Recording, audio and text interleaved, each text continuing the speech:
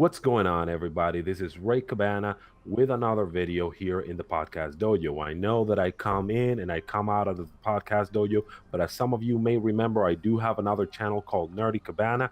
I really am paying a lot of attention to that channel and a lot of my focus in it just to try to get some growth in there. So I'm going to leave the channel in the description below in order for you guys to check it out if you like Nintendo.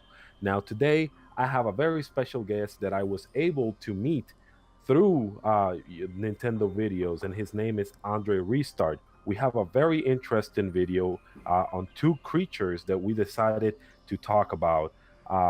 Andres suggested that we make a video here at the Podcast Dojo titled, Could the Mapinguari or the Megatherium be real or alive? So I'll leave you with Andres. Hi everyone, this is AndresRestart, and first of all, Ray, thank you so much for having me on here. I'm pretty excited to talk about this.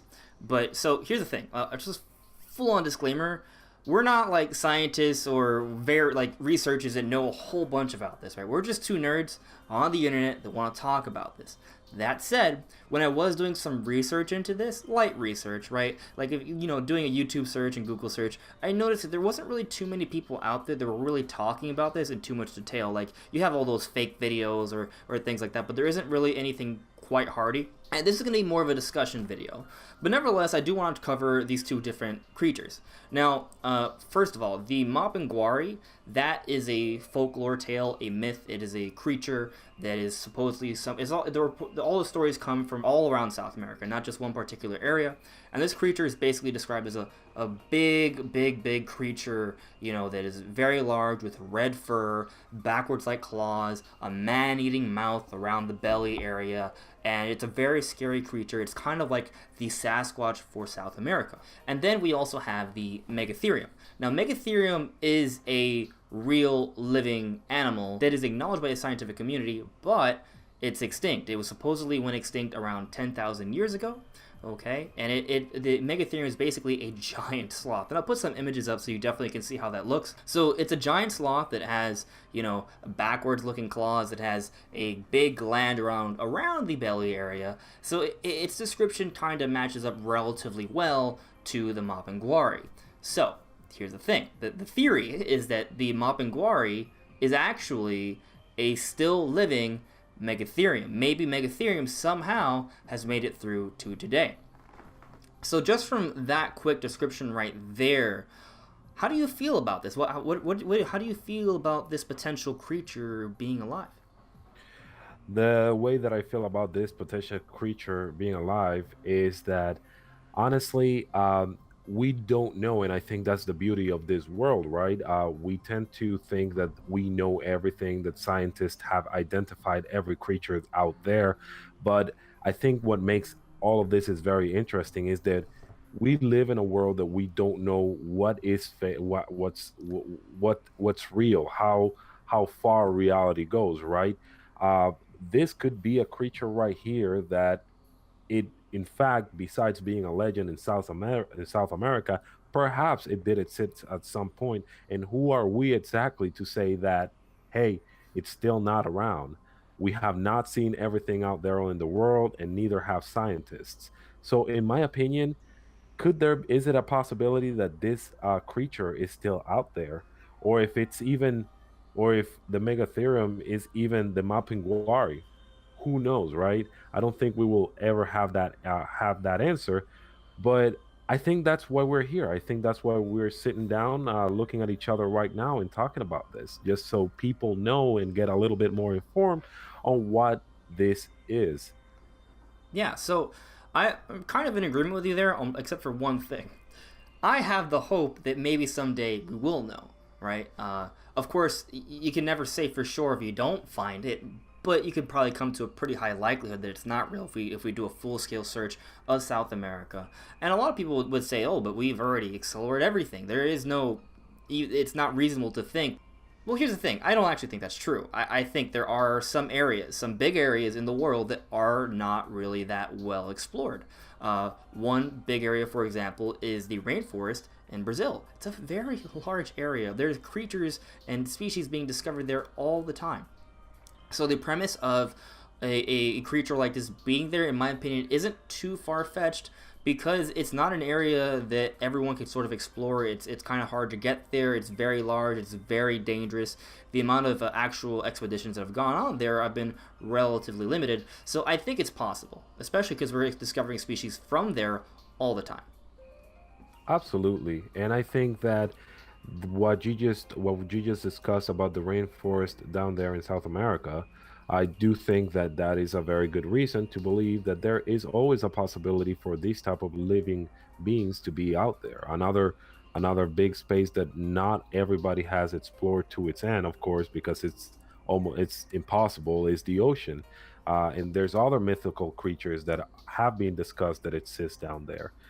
So definitely, I don't think that this is necessarily impossible for it to be down there in South America. But do you, by any chance, know how this legend was even born about the Mapinguari? Well, basically, there's, just from the top of my head, right, there have been a lot of stories coming all throughout South America of a giant man eating beast. And it's a scary creature because it's a very large creature. Now, from the reports that I've read, there aren't too many reports of this creature actually eating people, but it might be a very large, powerful, territorial creature.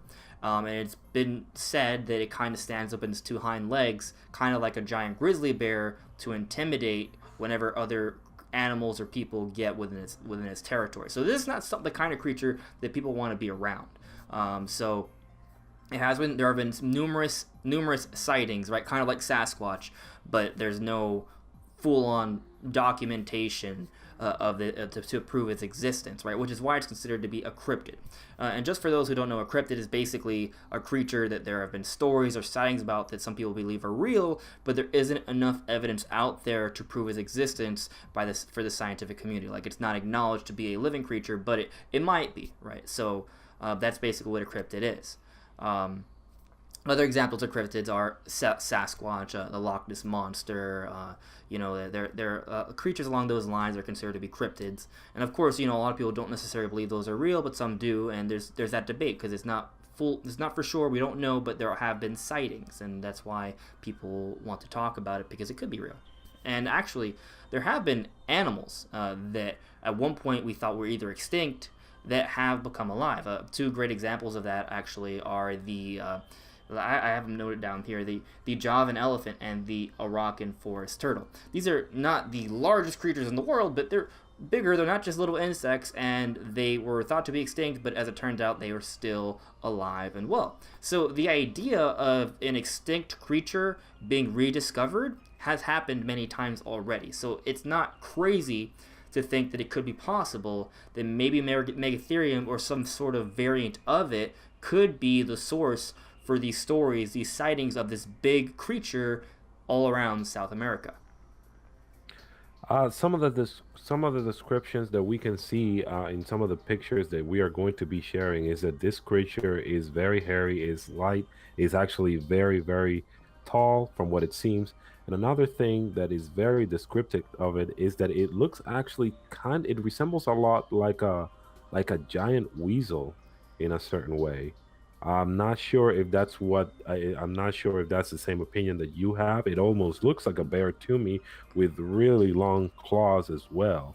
So this is definitely a very terrifying creature if it's still around there, and we don't know. And some people have experienced and have even seen it or claim that they have seen it.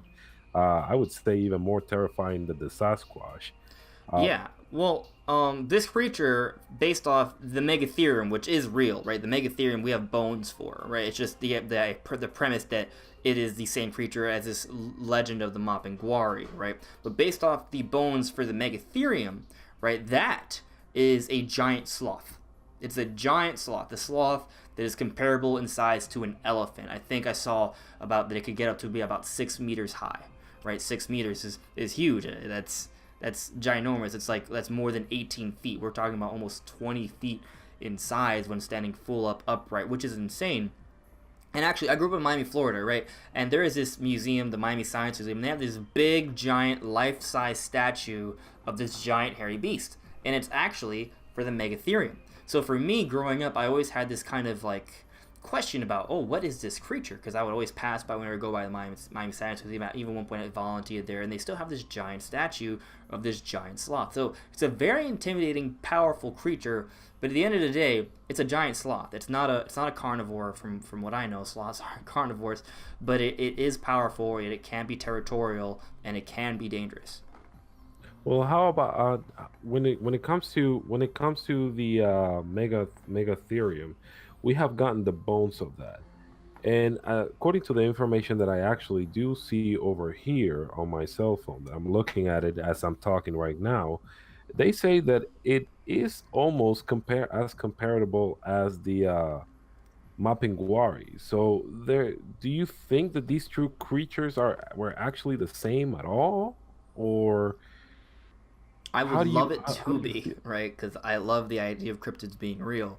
But if I try to like think about it objectively, there are some traits that are very similar.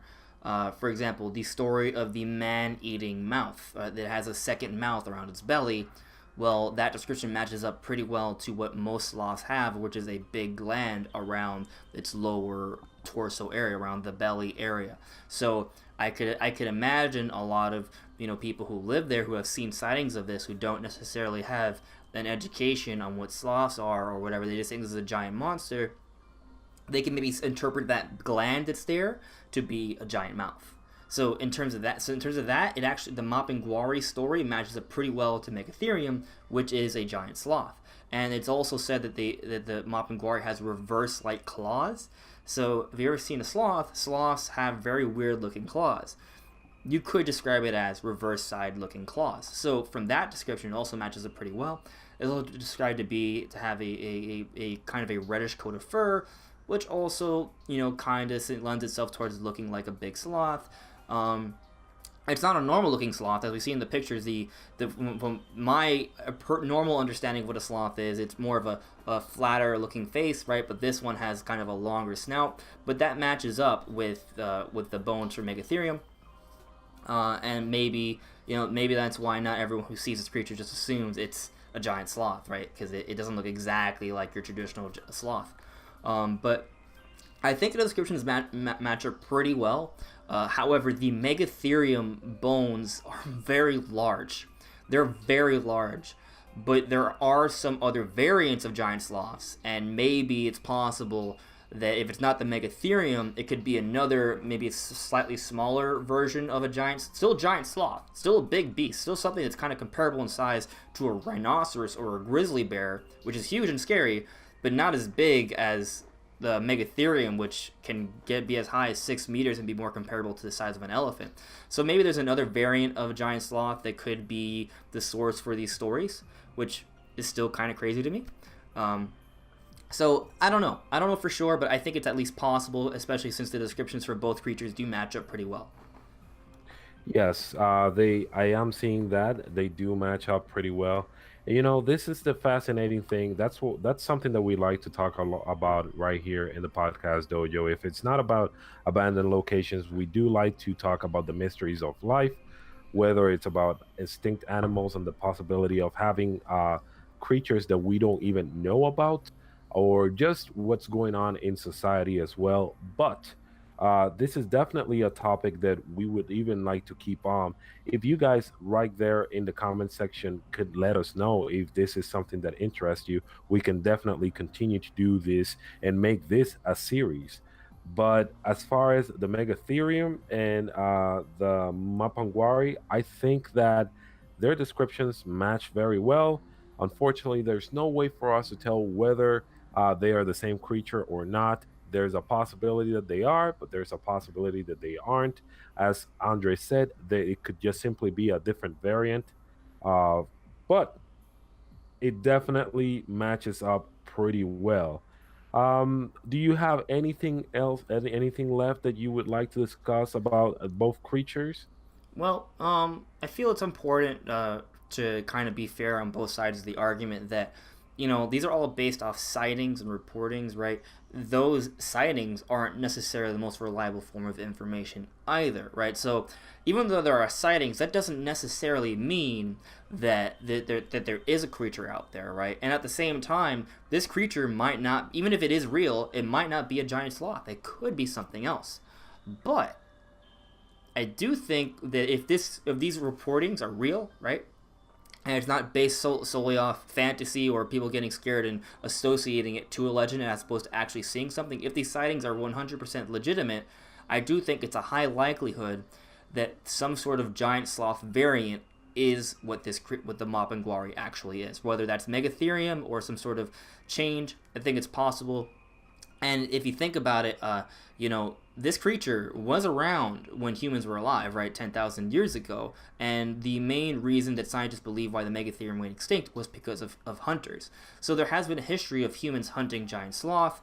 So it kind of adds up, right? Maybe, people, there's that history of people being scared of the giant sloth because it's such a powerful territorial creature, and maybe that creature is territorial and also has a history of being away from humans, right? There are animals that do build relationships with society there, that some animals know when to interact with different groups of humans and stuff. So maybe, whatever giant sloth is there isn't the kind of creature that's going to interact with humans, is going to stay in a secluded area because of that history of hunting and such. So I think it's possible. And if you have hope for it, I don't think you're crazy to have hope for it. I have hope for it, and I would love to see it someday if it's real.